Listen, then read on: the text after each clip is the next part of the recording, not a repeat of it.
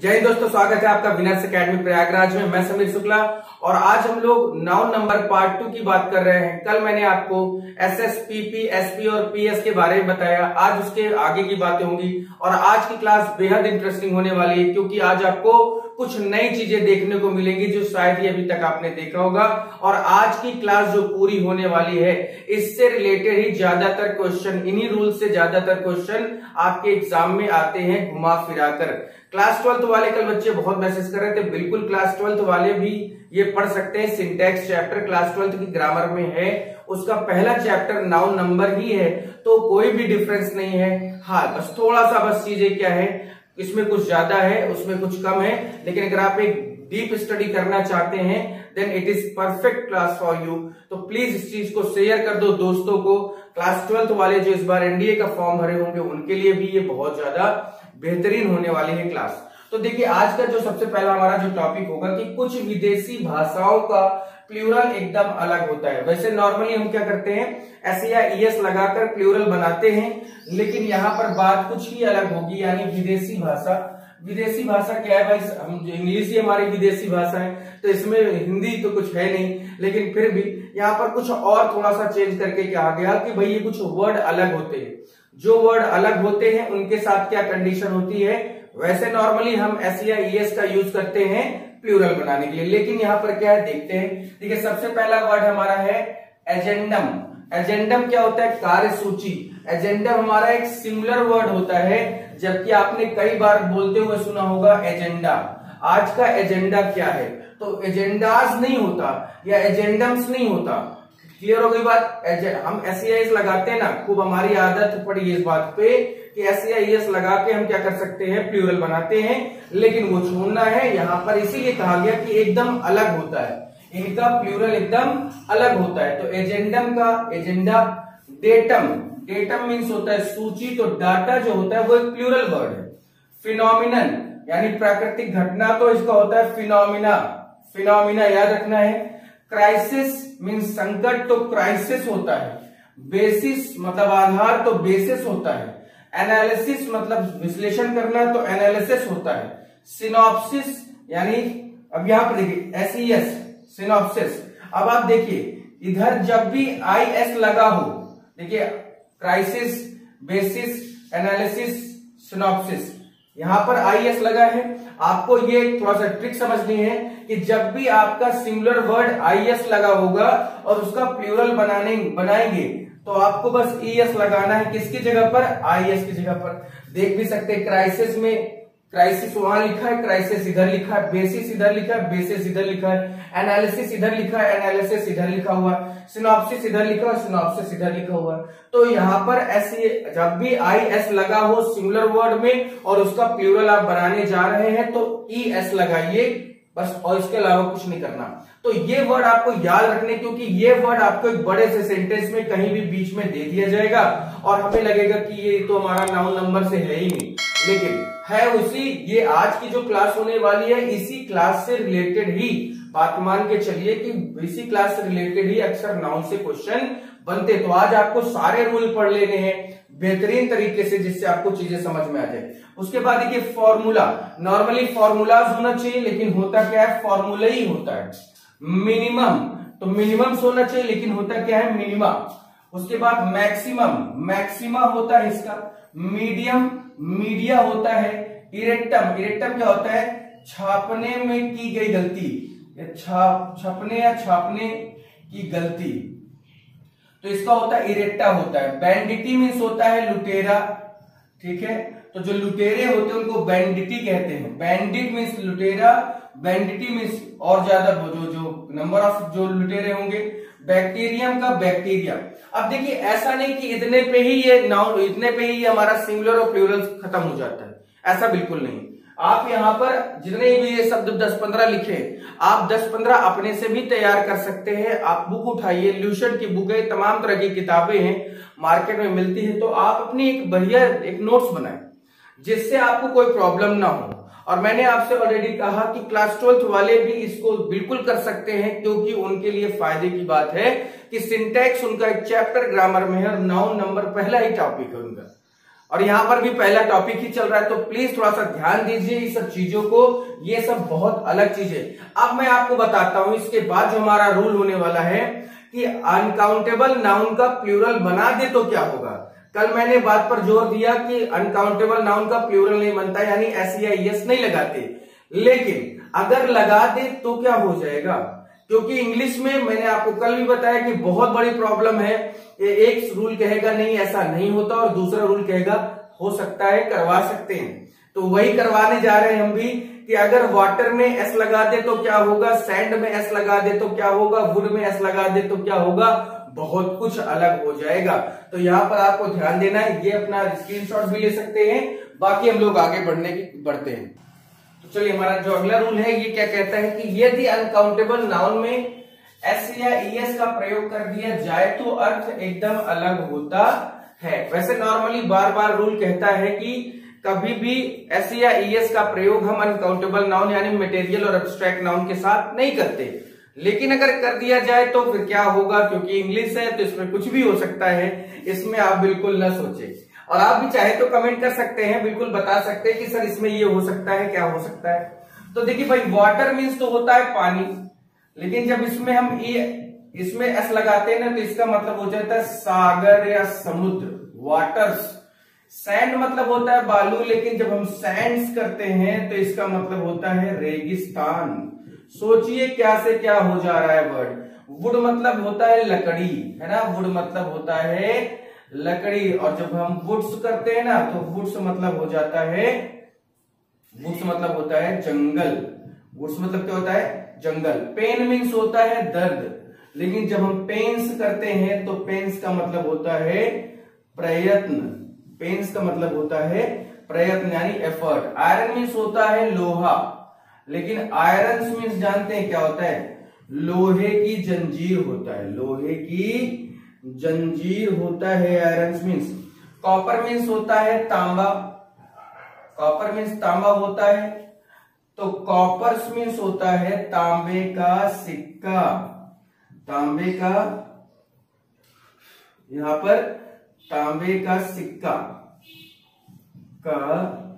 सिक्का, ठीक है, ये आप लिख दीजिए, लिखते चलिए। वर्क मीन्स होता है कार्य, है ना, लेकिन वर्क्स मीन्स होता है, वर्क्स एकदम अलग है, कृतियां या लेख होता है वर्क्स मीन्स, कृतियां या लेख।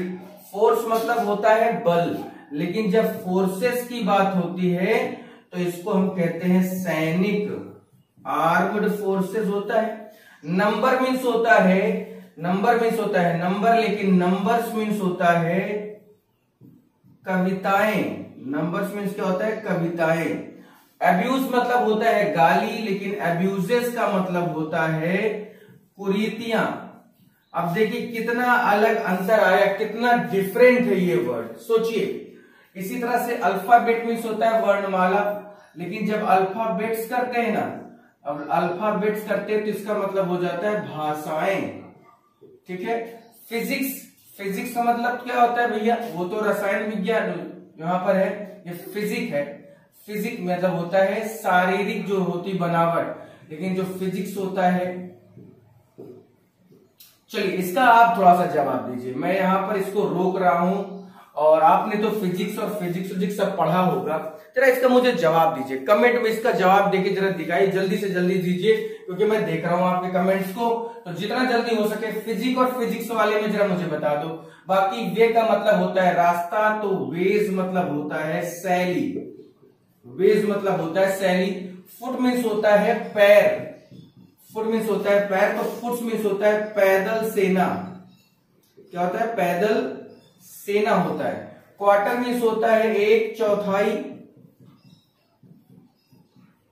लेकिन पता है क्वार्टर्स मीन्स क्या होता है, क्वार्टर्स मीन्स होता है कॉलोनी, जहां पर लोग रहते हैं ना, जो जैसे आप जानते होंगे आर्मी पुलिस और इन सबको अपनी कॉलोनी दी जाती है, यानी क्वार्टर्स। एक चौथाई यानी पौवा वाला जो होता है। एडवाइस मीन्स क्या होता है, वैसे तो नॉर्मली सलाह होता है ना, नॉर्मली क्या होता है, सलाह होता है, लेकिन एडवाइसेस मीन्स होता है सूचनाएं। एडवाइसेस का मतलब होता है सूचनाएं, अब इसका आप जवाब दीजिए, जल्दी से तुरंत इसका जवाब दीजिए। अब देखिए समझ में आ गया होगा मैं क्या कहना चाह रहा हूं। मैं यहाँ पर आपको दो रूल अब तक बता चुका हूं सिंगुलर और प्लूरल से रिलेटेड, कि अगर वैसे जो पहला वाला था हमारा कि वो एकदम फॉरेन वर्ड्स थे, कुछ अलग वर्ड थे जिनमें एस या ईएस लगाकर उन्हें हम प्लूरल नहीं बनाते, उनका कुछ अलग से बनता है। जबकि यहाँ पर क्या है कि आज तक बोला गया कि अनकाउंटेबल नाउन में एस या ईएस नहीं लगता, लेकिन देख लो लग भी गया और इसका अपना मतलब भी होता है और इन्हीं से रिलेटेड वर्ड भी आते हैं। लेकिन हाँ, कैसे क्या होता है, बीच में एक बड़ा सा सेंटेंस देखिए, एनडीए की तैयारी कर रहे हैं आप, कोई छोटे मोटे एग्जाम की तैयारी नहीं कर रहे हैं, you are going to be a lieutenant and how is it possible, कैसे ये पॉसिबल हो सकता है, ये आप जानते हैं अच्छे से, तो इसमें कुछ आपको बताने की जरूरत नहीं है। हाँ, एक काम कर सकते हैं कि ये जितना पढ़ाया गया बुक्स में और भी हो सकता है, 2-4 अपने से और भी इसमें इंक्लूड कर लीजिए, जिससे आपको चीजें क्लियर हो जाए। अब आप सोचते हैं कि बस सारी चीजें टीचर दे दे, तो ऐसा बेटा पॉसिबल नहीं है। आप इस चीज के बारे में सोचना छोड़ दीजिए। जब तक आप सेल्फ स्टडी नहीं करेंगे आप आगे नहीं बढ़ सकते हैं। क्लियर हो गई बात? तो चलिए, ये हमारा दूसरा रूल था। आगे बढ़ते हैं अपने एक और बेहतरीन से रूल की तरफ। चलिए, अगला रूल हमारा है कि कंपाउंड नाउन का प्लूरल हमेशा उसके मुख्य शब्द में एस या ईएस लगाकर बनता है। कंपाउंड नाउन क्या होते हैं? देखिए, कंपाउंड नाउन जो होता है, जो आपको कई शब्दों में मिलाकर बनाए जाते हैं, वो कंपाउंड नाउन होते हैं। या एक से अधिक शब्द अगर मिलाकर किसी नाउन को बनाया गया है तो वो हमारा कौन सा होगा? कंपाउंड नाउन होगा। जैसे यहाँ पर लिखा है पासरबाई। अब यहाँ पर इसका पासरबाई का मतलब होता है राहगीर। पासरबाई का मतलब होता है राहगीर। तो इसका जब आप प्लूरल बनाएंगे तो कहां पर इस लगाएंगे? पासर में लगाएंगे कि बाई में लगाएंगे? जल्दी से बताइए कहां पर लगाएंगे इसका प्लूरल। जल्दी से इसका कमेंट करके जवाब दीजिए। ठीक है, जल्दी से बताइए, तब तक मैं लिखे दे रहा हूं। जल्दी से बताइए। स्टेप्सन मतलब होता है सौतेला बेटा। सौतेला बेटा यहां पर हम कहां लगाएंगे? जल्दी से बताइए, क्योंकि मैं लिख ही रहा हूं अभी। मेड सर्वेंट में भी यही होगा। मेड सर्वेंट क्या होता है? नौकरानी होता है। तो यहां पर किस में लगेगा? जल्दी से अपना जवाब देते रहिए, मैं कमेंट देख रहा हूं, जल्दी से जवाब दीजिए। कमांडर इन चीफ लिख दिया हमने, इसमें कहां पर लगेगा? इसमें कहां पर एस लगेगा? जल्दी से बताइए। चलिए, ठीक है, ठीक है। देखिए, पासर बाई में हमेशा कहां लगेगा? पासर्स में। स्टेप्सन में कहां लगेगा? सन्स में। मुख्य शब्द यही है। मेड सर्वेंट में, सर्वेंट्स में लगेगा। कमांडर इन चीफ में कौन सा भैया मेन शब्द? चीफ्स होता है। तो लीजिए, हमने उसको भी लगा दिया। कई जगह पर कमांडर्स भी किया जाता है, क्योंकि ये दोनों ही वर्ड अपने आप में अलग हैं, मुख्य हैं, इसलिए इनको हम नहीं बांट सकते। लेकिन फिर भी अगर बात करें मुख्य शब्द की, तो यहाँ पर मुख्य शब्द हमारा कमांडर भी हो सकता है, चीफ्स भी हो सकता है। तो इसमें अगर कुछ भी ऐसा है कि नहीं इसमें ये होना चाहिए, तो बिल्कुल परेशान होइए, आप इसको और क्लियर कर सकते हैं। बाकी ठीक है, यहाँ पर आप देख सकते हैं कि यहाँ पर लिखा हुआ है, तो कोई दिक्कत नहीं है। आप चाहे अपने से भी कमांडर्स में भी कर सकते हैं, चीफ में भी कर सकते हैं, क्योंकि वो दोनों ही होता है। तो यहाँ पर अगर इसको करना चाहते हैं तो यहाँ पर कमांडर्स कर सकते हैं, चीफ में हटा दीजिए। सिस्टर इन लॉ में कहां पर जाएगा भाई? तो ऑब्वियस सी बात है, सिस्टर इन लॉ में कहां पर जाएगा? जल्दी से बताइए, सिस्टर इन लॉ में कहां पर जाएगा? सिस्टर इन लॉ यानी भाभी भी होता है और साली भी होता है। कहां पर होना चाहिए? जल्दी से बताइए, ये कहां पर होना चाहिए? तो ऑब्वियस सी बात है, सिस्टर इन लॉ में यही मेन वर्ड है, तो सिस्टर्स कर दो। फादर इन लॉ में फादर्स कर दो, है ना। इन लॉ यहां पर इसको हम प्लूरल ही बना रहे हैं। पिक पॉकेट में किसको करेंगे? किसको करेंगे पिक पॉकेट में? पिक पॉकेट में पिक पॉकेट्स होता है। इंस्पेक्टर जनरल में इंस्पेक्टर्स जनरल होगा, इंस्पेक्टर्स जनरल होगा। ठीक है, इंस्पेक्टर्स जनरल होता है। अब देखिए, ऐसा नहीं कि इतना ही है, और भी हो सकते हैं, इसमें और भी किए जा सकते हैं। जैसे आप देख रहे हैं कि यहाँ पर इतने वर्ड है। हाँ, सबसे पहली बात यही याद रखिएगा कि जो कंपाउंड नाउन का हम प्लूरल बनाते हैं वो कैसे बनाते हैं, तो उसका बनाने का एकमात्र तरीका यही होता है कि आप उसके मुख्य शब्द में एस या ईएस लगाकर ही उसे प्लूरल बनाएं और उसे ज्यादा बड़ा करने की कोशिश ना करें। तो ये हमारा था रूल नंबर 3 आज का। बाकी और बढ़ते बेहतरीन रूल आज आपके लिए है मेरे पास। चलिए, ये रूल आपने कई बार पढ़ा होगा, कई बार सुना होगा, और आपने क्लास 12th में अभी भी अगर हैं तो वो भी पढ़ रहे होंगे। प्लस इसके अलावा अगर आप क्लास 12th पास कर चुके हैं तब भी आपने अभी इसी बार सिंटैक्स पढ़ा होगा। उसमें एक रूल था कि यदि वाक्य में यहाँ पर आप ध्यान देना, वहां पर छूट गया तो कोई बात नहीं, अब नहीं छोड़ना है। तो यदि वाक्य में 100,000 dozen million gross pair billion, gross means क्या होता है, पेटी होता है, ठीक है। अगर इनके पहले कोई नंबर दे दिया जाए तो, इनके पहले कोई नंबर दे दिया जाए तो, नंबर भाई जैसे 2 दे दिया गया, 3 दे दिया गया, 4 दे दिया गया, 5 दे दिया गया, 6 दे दिया गया, अगर इनके पहले नंबर दे दिया जाता है तो इस वर्ड में हम एस या ईएस का प्रयोग नहीं करते हैं। इस वर्ड में एस या ईएस का प्रयोग नहीं करते। जैसे हम कभी भी 2000s, ठीक है, 2000s नहीं करेंगे। क्या करेंगे, याद रखना है कि बस 2000 करना है। क्या करना है, 2000, क्योंकि नंबर इसके पहले लग गया। तो जब भी नंबर लगता है आपको ध्यान देना है कि इनमें एस या ईएस का प्रयोग हम नहीं करते हैं। बस इतनी सी बात याद रखना है आपको। क्लियर हो गई बात। और इसके बाद दूसरा यही पे आता है, यहां पर एक कॉलम ये है और कॉलम भी ये है। जब भी 100,000 dozen million billion gross pair, pair means जोड़ा होता है, अगर इनके पहले नंबर ही ना आए, अगर इनके पहले नंबर ना दिया गया हो, नंबर यानी 1 2, यहां पर 1 कह रहा हूं, 1 तो खैर होता ही है, 3 हो गया, 4 हो गया, 5 हो गया, 6 हो गया, अगर इन सब वर्ड्स के पहले नंबर ना दिया जाए तो इनमें हम क्या करते हैं, एस या ईएस का प्रयोग कर देते हैं। जैसे लिखा गया हो 1000 of people, thousands of people, ये कर सकते हैं, ये हमने कर दिया क्योंकि इसके पहले नंबर नहीं है, ठीक है। पेयर्स ऑफ शूज कर सकते हैं क्योंकि इनके पहले नंबर नहीं है, तो ये भी सही है। लेकिन हम यहां पर अगर करते कि 3 पेयर ऑफ शूज, तो फिर ये क्या हो जाता, गलत हो जाता, क्योंकि यहां पर 3 दिया हुआ है, नंबर दिया हुआ है। तो आपको इसी तरह के छोटे छोटे रूल से ये सब याद रखने होंगे।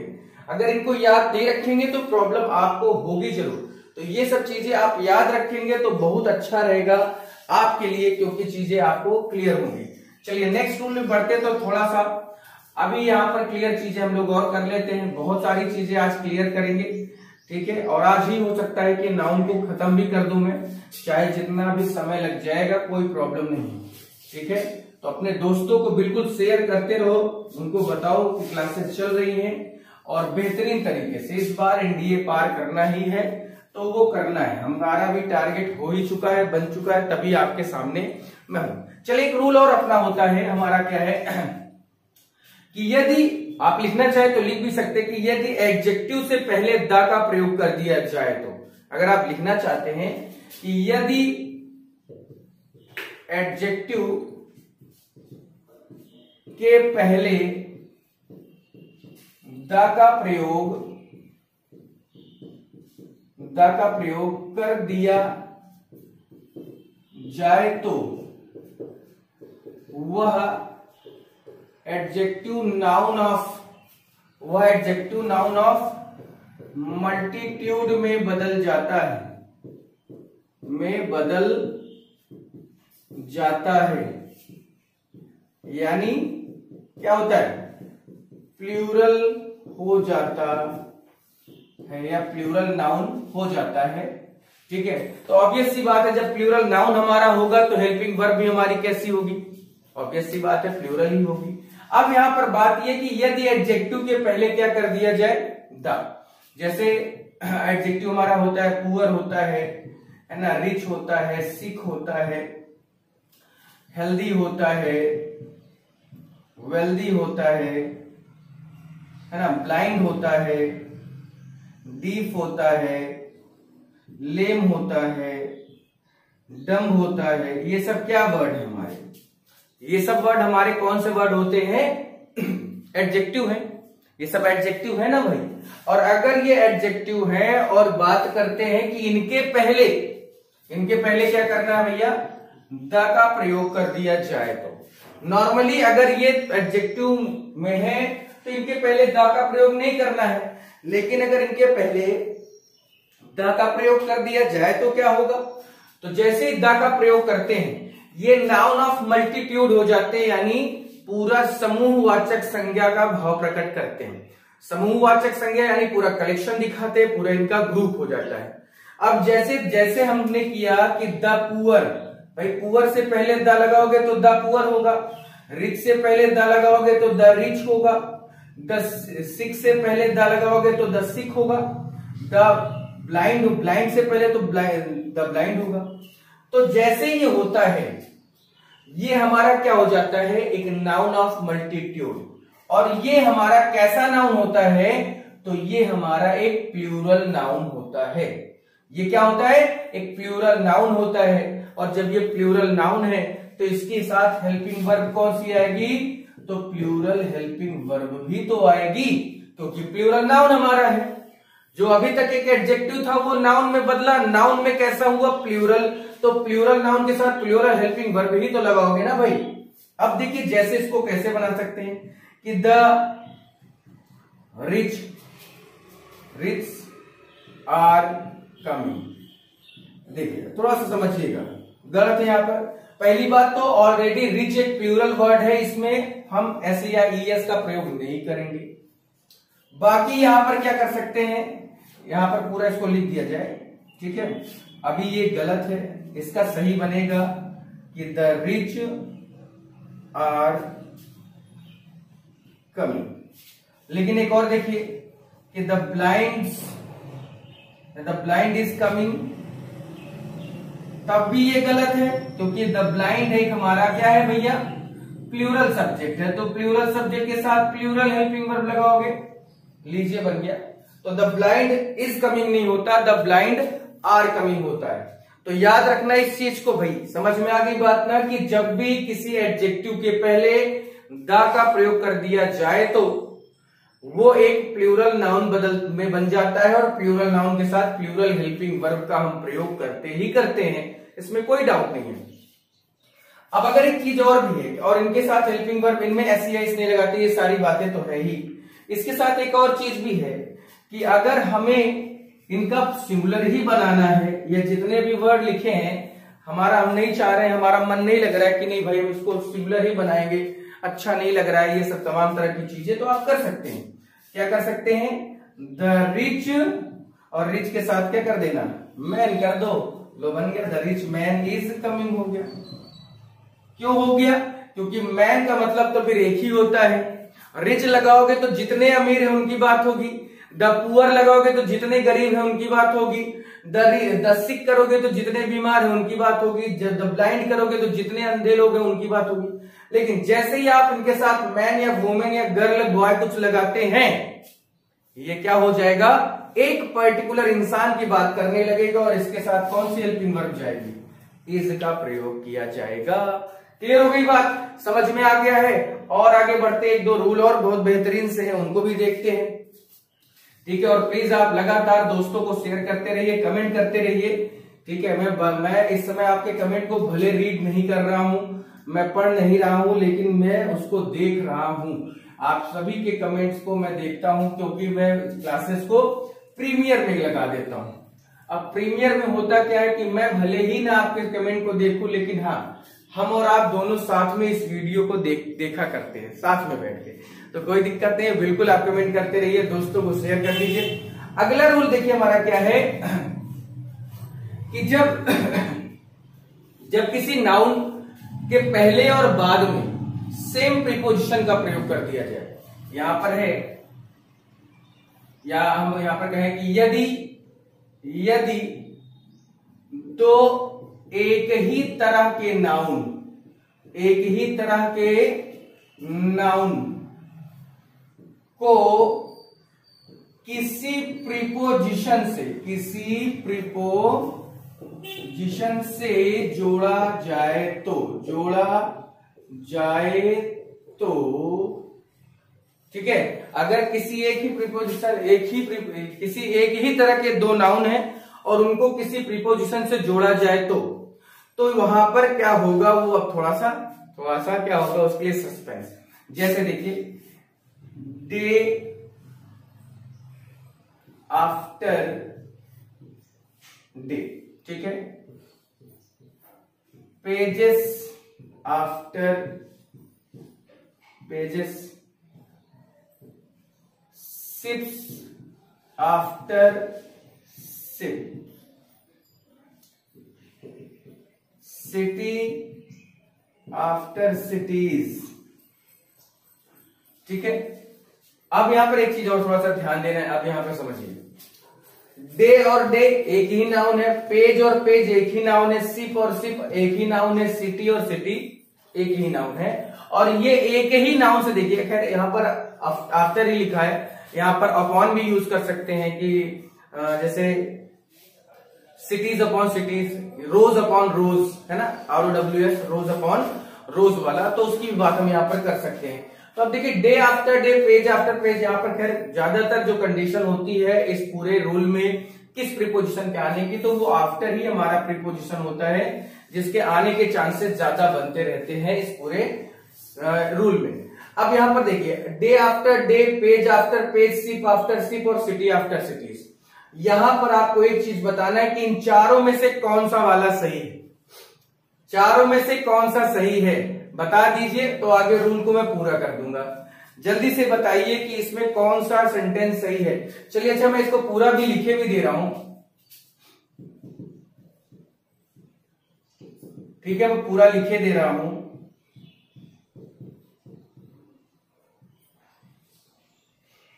ठीक है,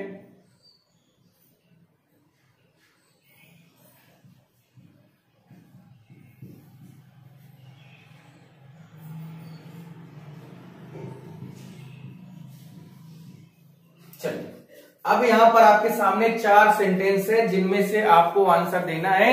जल्दी से आंसर दीजिए, क्योंकि मैं आपके आंसर्स को अब देख रहा हूं कि आप क्या लिख रहे हैं। जल्दी से इसका आंसर बताइए कि day after day is spending, ये सही है, या pages after pages are turned, ये सही है, ships after ship was wrecked, सही है, या city after cities are drowned यानी डुबा दिए गए या डिस्ट्रॉयड कर दिया जाए, ना ड्रॉन करे तो कि शहर के शहर क्या हो गए, बर्बाद कर दिए गए भैया। तो अब बताओ कि यहां पर कौन सा वाला सेंटेंस सही है, जल्दी से बताओ कौन सा वाला सेंटेंस सही है, तो मैं इस रूल को पूरा कर देता हूं।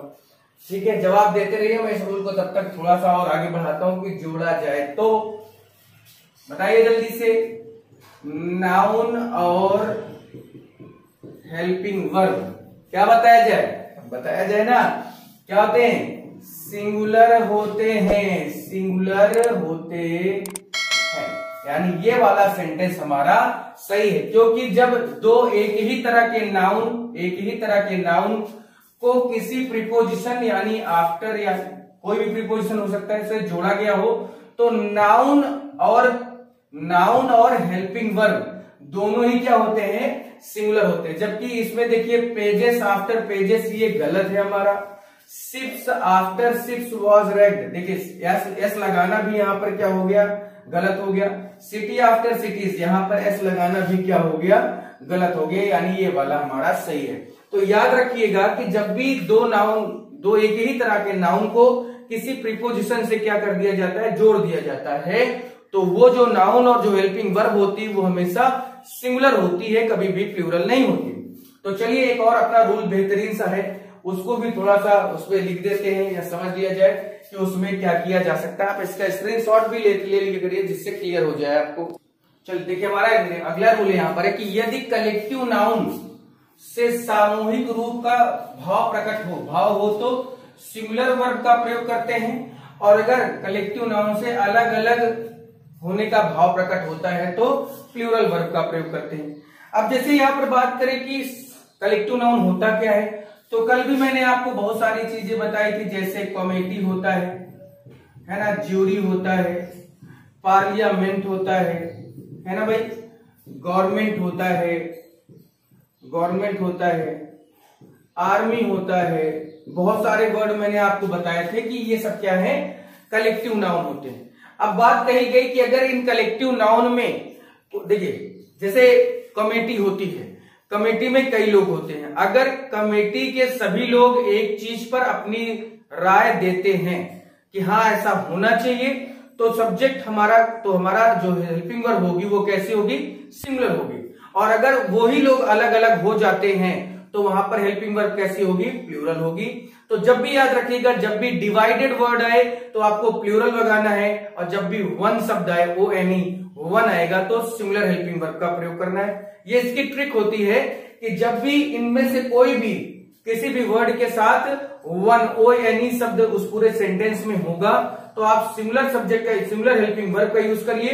मैं यहाँ पे लिख भी दे रहा हूं कि वन है पूरे सेंटेंस में, अगर वन है तो सिंगुलर वर्ब, और डिवाइडेड है क्योंकि डिवाइडेड होगा ही जब भी, तो आप याद रखेंगे प्लूरल वर्ब का प्रयोग कर दीजिए, क्योंकि डिवाइड होंगे तभी तो अलग अलग होगा, इसलिए डिवाइड वर्ड लिखा होगा। वन होंगे तभी सर्वसम्मति सामूहिक रूप का बोध होगा, तो वहां पर भी ये चीज होगी। तो याद रखना है कि जब भी अगर ये वर्ड ज्यूरी जैसे है, ज्यूरी में 5 जज होते हैं भाई, अब 5 में से 3 ने कहा कि ऐसा होना चाहिए, तो भाई वो ठीक है क्योंकि वहां पर वो एक मेजोरिटी में है। या 5 में से 5 कह दें, जैसे राम मंदिर का वर्डिक्ट आया तो 5 में से 5 जजों ने कहा कि हाँ ऐसा होना चाहिए, तो वहां पर क्या था, सामूहिक रूप से बोध था, यानी उसमें पूरा सबकी जो सहमति थी, इस वजह से उसमें हमने सिमिलर वर्ब का प्रयोग किया। लेकिन अगर बात करते हैं हम कि अगर ये जो वर्ड है अगर उन्हीं 5 में से तीन और 2 हो जाए तो फिर वहां पर सर्वसम्मति का भाव या सामायिक रूप का बोध तो होगा ही नहीं। तो जब ये चीज नहीं होगी तो इसका मतलब वो प्लूरल होगा, और जब प्लूरल होगा तो उसके साथ हेल्पिंग वर्ब भी प्लूरल आएगी। जैसे अगर इसका एक सेंटेंस लिखा जाए कि the jury were one on this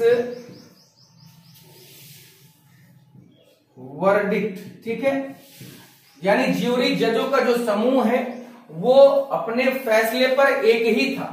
तो अब बताइए ये गलत है, क्योंकि आपको पता है कि ज्यूरी वर अगर आया है तो वर के साथ क्या होना चाहिए भाई, यहां पर वाज होना चाहिए कि नहीं होना चाहिए, क्योंकि वन की बात हो रही। लेकिन अगर हम बात करें कि द ज्यूरी, ठीक है, the jury was divided on this verdict, कोई वर्डिक्ट कोई फैसला सुनाया उस पर क्या हो गए, ये लोग डिवाइडेड थे, तब भी ये गलत है, क्योंकि ये देखो डिवाइडेड वर्ड आया तो वाज कैसे होगा, वन होगा कि नहीं होगा। तो बस इतना सा याद रखना है कि वन और डिवाइडेड, वन और डिवाइडेड अगर ये 2 वर्ड आते हैं तो वन के आने पर सिंगुलर वर्ब, डिवाइडेड के आने पर प्लूरल वर्ब का प्रयोग हम करते हैं। बस इतनी सी बात याद रखना है, इससे ज्यादा कुछ भी याद नहीं रखना। एक इसका लास्ट रूल और भी होता है डियर, मैं उसको भी देख लीजिए, ठीक है। तो इसके मैंने आपको इंपॉर्टेंट जितने भी नाउन नंबर से रिलेटेड रूल हैं, अब देखिए यहाँ पर आप छोटे इतने नहीं है कि आपको ये भी बताया जाए कि भाई समाचार पत्रों, किताबों, बीमारियों के नाम जो देखने में प्लूरल होते हैं लेकिन यूज में सिंगुलर होते हैं, ये सारी चीजें आप अपने से अपनी नोट्स बनाकर कर सकते हैं। हाँ, इन सभी चीजों का जिक्र कब होगा, इन सभी चीजों का जिक्र होगा जब हम लोग अपना प्रैक्टिस सेट सॉल्व कर रहे होंगे।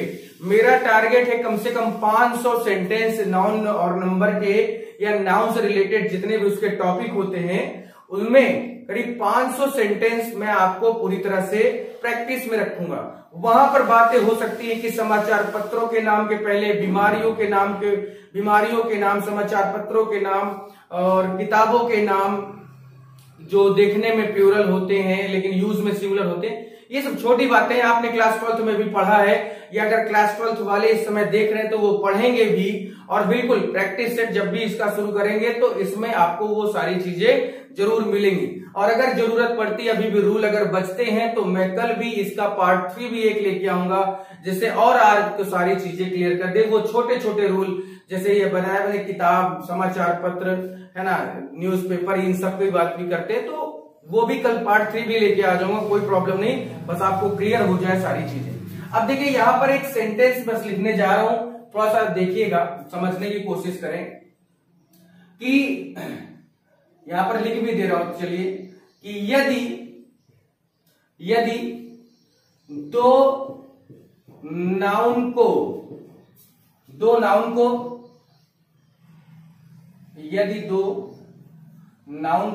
एंड से जोड़ा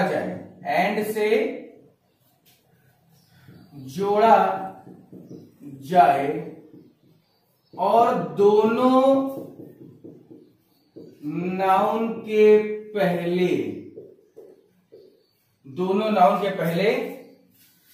आर्टिकल में भाई ए भी हो सकता है, एन भी हो सकता है, दा भी हो सकता है, तो यहां दा लिख दिया। चलिए, आर्टिकल दा का प्रयोग किया जाए तो हेल्पिंग वर्ब प्लूरल होगी, और दा का प्रयोग पहले वाले नाउन के पहले ही किया गया हो तो हेल्पिंग वर्ब कैसी होगी? सिंगुलर होगी। हेल्पिंग वर्ब कैसी होगी? सिंगुलर होगी। अब देखिए, थोड़ा सा बड़ा सा रूल इसलिए लिख सकते हैं, आप इसको समझ सकते हैं। ठीक है, क्या है कि यदि दो नाउन को एंड से जोड़ा गया हो और दोनों नाउन के पहले द का प्रयोग किया जाए तो हेल्पिंग वर्ब प्लूरल। जैसे आप इसको अच्छे से जानते होंगे, ये वाला सेंटेंस कि द डायरेक्टर